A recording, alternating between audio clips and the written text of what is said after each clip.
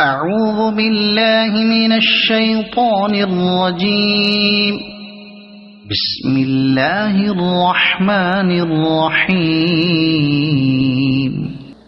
أرأيت الذي يكذب بالدين فذلك الذي يدع اليتيم ولا يحض على طعام المسكين